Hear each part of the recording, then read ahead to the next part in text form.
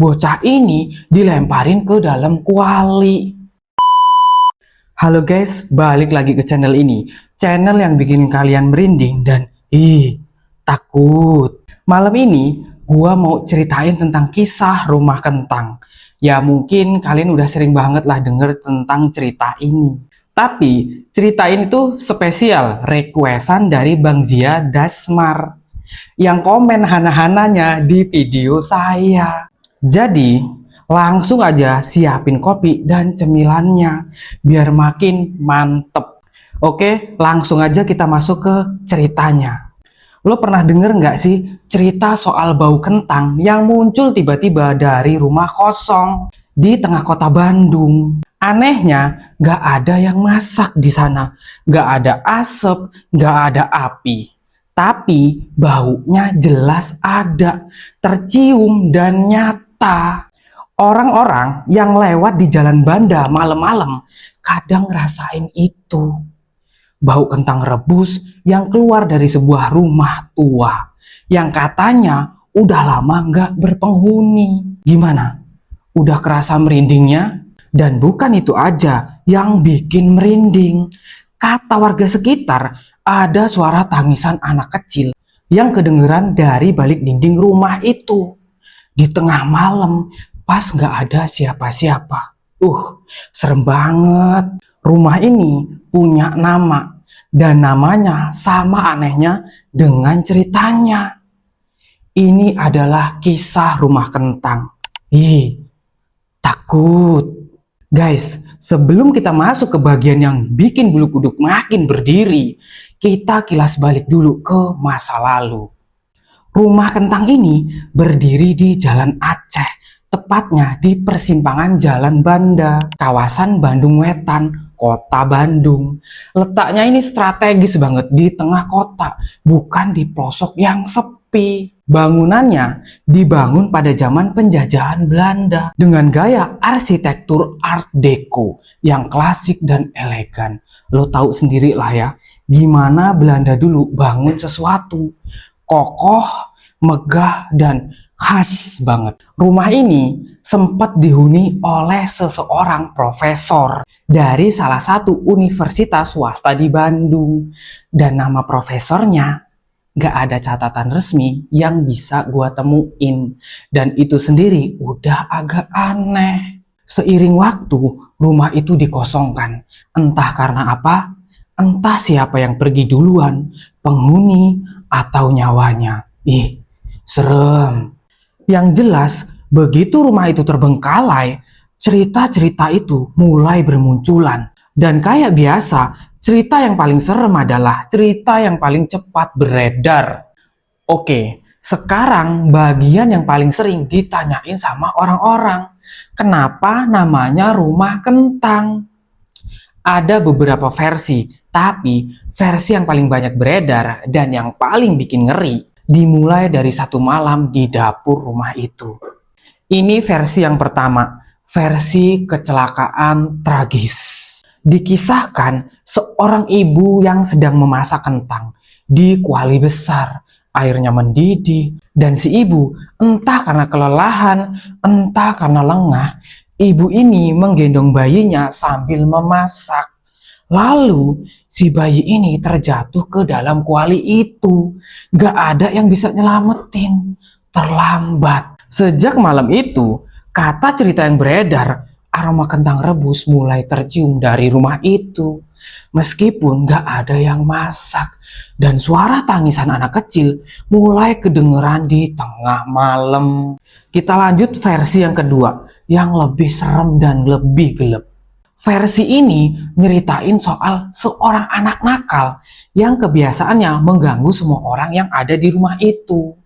Sampai suatu hari, seorang pembantu rumah tangga itu gak tahan lagi sama kenakalan anak ini.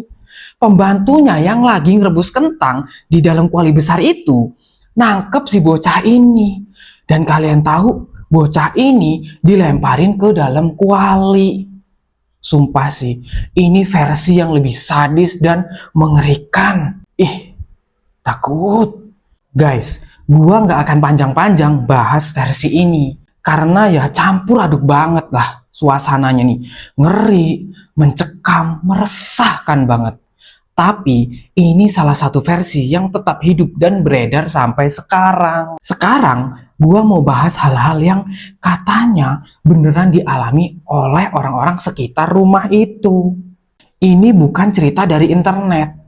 Ada seorang warga namanya Agib yang udah jualan warung di depan rumah itu sejak 1997. Udah hampir 3 dekade. Dia ini ngaku sering banget ngecium bau kentang rebus, terutama pas larut malam. Padahal kan rumah itu tuh kosong, gak ada aktivitas masak-masak di sana. Makin merinding kan? Ini kesaksian Agib. Selain itu, ada juga cerita soal penampakan sosok anak kecil yang berlarian di sekitar rumah itu. Beberapa orang ngaku ngeliat, tapi pas dideketin gak ada siapa-siapa.